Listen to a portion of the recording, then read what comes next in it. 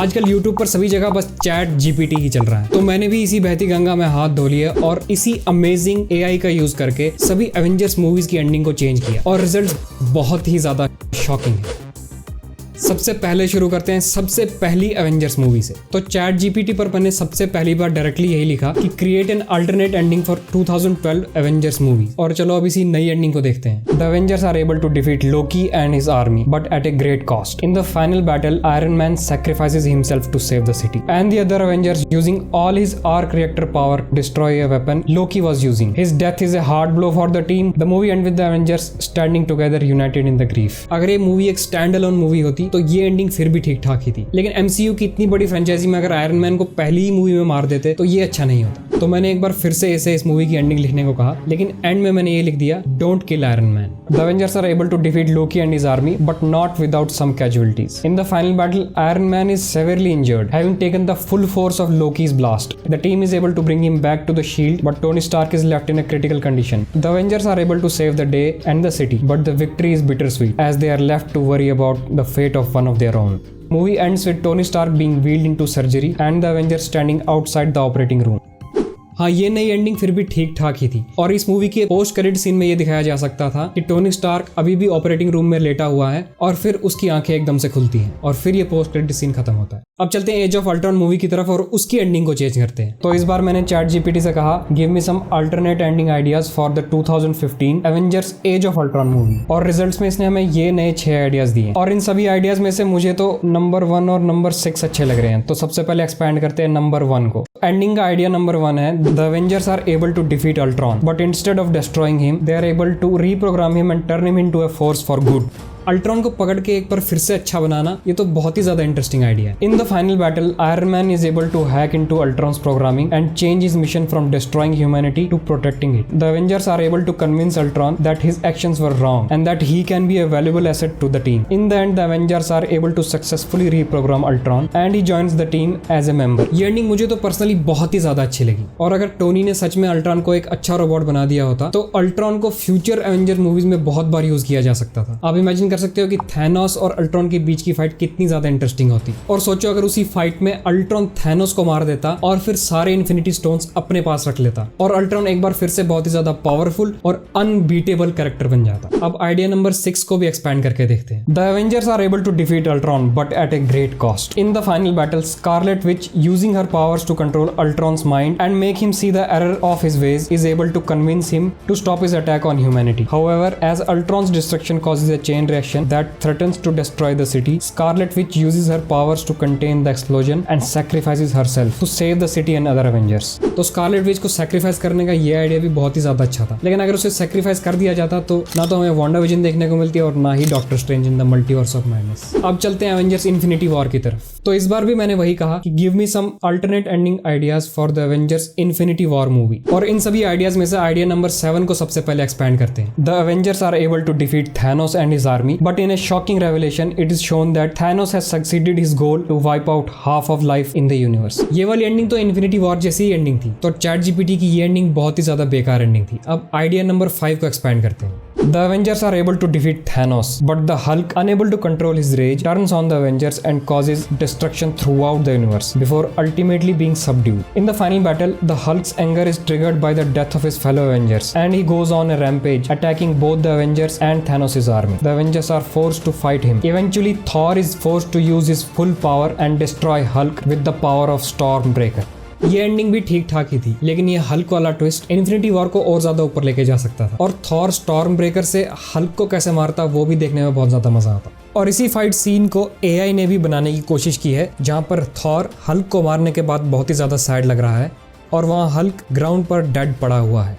अब चलते हैं एवेंजर्स एंड गेम की तरफ। इन सभी आइडियाज में से आइडिया नंबर 1 ही मुझे सबसे ज्यादा इंटरेस्टिंग लग रहा है। The Avengers are able to defeat Thanos and his army but at a great cost. In the final battle Captain America sacrifices himself to save the universe and the other Avengers. Iron Man की जगह captain America sacrifice करता तो वो भी उतना ही ज्यादा sad moment होता जितना कि आयरन मैन का लॉस था। आपको क्या लगता है कि कैप्टन अमेरिका का ये सेक्रीफाइस आयरन मैन के सेक्रीफाइस जितना ही इमोशनल होता या नहीं? मुझे कमेंट्स में बताना। वैसे कैप्टन अमेरिका के इस सेक्रीफाइस वाले सीन को दिखाने के लिए मैंने एआई का ही यूज किया और ये इमेज हमारे सामने आई। आप खुद ही देख सकते हो कि कैप्टन अमेरिका इन्फिनिटी गॉन्टलेट में कितना ज्यादा अमेजिंग लग रहा है। ये सभी एंडिंग्स ठीक ठाक ही थी, लेकिन ज्यादा मजा इनमें नहीं आया। तो चलो अब चैट जीपीटी से ये कहते हैं कि तुम ये इमेजिन करो कि तुम एक बहुत ही ज्यादा एक्सपीरियंस्ड सुपर हीरो मूवीज के डायरेक्टर हो और देखते हैं कि ये सभी मूवीज की एंडिंग को कैसे चेंज करेगा। In my new version of Avengers 2012 movie, the main villain is the powerful and sinister Dr. Octopus. He has created a very powerful weapon that has the capability to destroy the entire world, and he plans to use it unless the world leaders surrender to his demands. The Avengers begin to track down Dr. Octopus and his weapon, but they soon realize that he is far more powerful than they expected. In the final battle,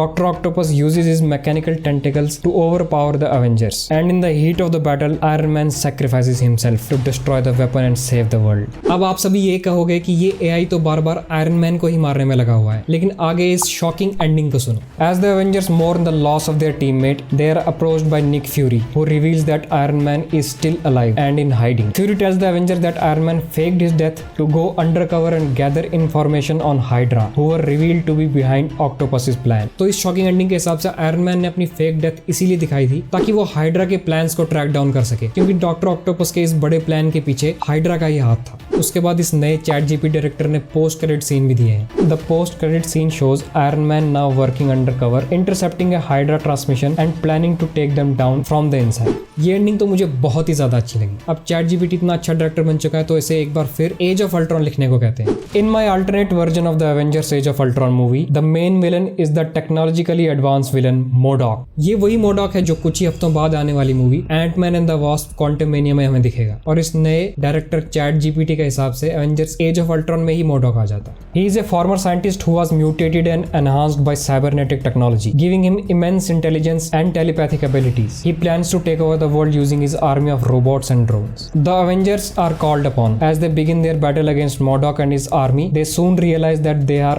outmatched and struggling to keep up. They discover that MODOK has created a weapon that can disrupt and shut down all electronic devices.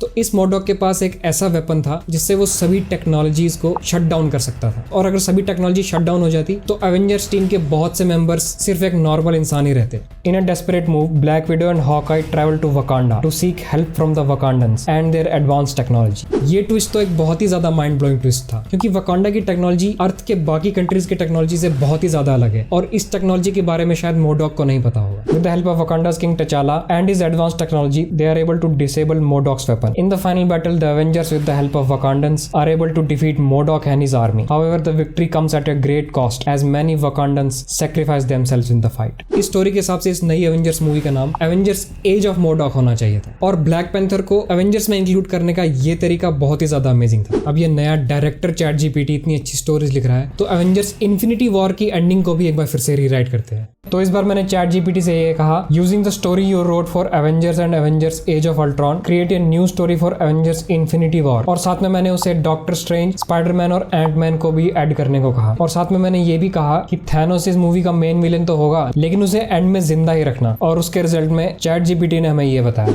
In my alternate version of Avengers Infinity War, the main villain is the powerful and ruthless Thanos. As the Avengers begin their battle against Thanos and his army, they soon realise that they are outmatched and struggling to keep up. Thanos has already obtained several of the Infinity Stones, making him nearly unbeatable. ये story तो infinity war जैसी story थी, लेकिन इसने आगे क्या changes किए हैं चलो वो देखते हैं। Doctor Strange, using the Time Stone, sends a message to the past versions of the Avengers for help. The Avengers are then joined by a team of Avengers from different eras, including past version of themselves, who were contacted by Doctor Strange. तो इस वाले नए alternate version में doctor strange ही सभी पुराने Avengers के पास गया था, और बाद में नए एवेंजर्स के साथ पुराने एवेंजर्स भी जुड़े थे। They managed to take Infinity Gauntlet from Thanos, but they decide not to use it. In the end, Avengers are left victorious, but exhausted from the battle. They decide to keep the Infinity Gauntlet safe and disperse the stones to different places around the world, guarded by different heroes to ensure that they will never fall into the wrong hands again. However, Thanos manages to escape, and the post-credit scene shows him vowing to return and finish what he started. तो infinity war की इस नई ending में Avengers Thanos का infinity gauntlet उससे छीन लेते हैं और अपने पास ही रख लेते हैं, लेकिन एंडिंग की तरफ थैनोस एस्केप कर जाएगा और पोस्ट क्रेडिट में हमें ये पता चलेगा कि वो फिर से वापस आ रहा है। चैट जीपीटी की ये नई एंडिंग ओरिजिनल इन्फिनिटी वॉर जैसी ही थी, बस थोड़े बहुत एंड पे ट्विस्ट देने देने के बाद ये थोड़ी और इंटरेस्टिंग बन गई थी। अब इन्हीं सब स्टोरीज को मिलाकर एवेंजर्स एंड गेम की स्टोरी को चेंज करते हैं। In my alternate version of Avengers Endgame, the story picks up where the previous one left off, with Thanos vowing to return and finish what he started. तो Endgame की story में ChatGPT ने ये change किया है कि Odin भी Avengers के साथ मिलकर थैनोस से लड़ेगा। ये आइडिया एक बहुत ही इनक्रेडिबल आइडिया है। As the Avengers begin their final battle against Thanos and his army, they soon realize that he is even more powerful than before. In a desperate move, Odin decides to sacrifice himself by using his powers to weaken Thanos, giving the Avengers an opening to defeat. तो इस story के हिसाब से Thanos और Odin के बीच एक बहुत ही जबरदस्त फाइट हुई होगी और इसमें ओडिन ने खुद को सैक्रिफाइस तो कर लिया है, लेकिन अपनी सारी पावर्स यूज करके थैनोस की भी पावर्स को बहुत ही ज्यादा कम कर दिया है। और इसी फाइट को एआई ने भी जनरेट किया है और ये इमेज आपके सामने है।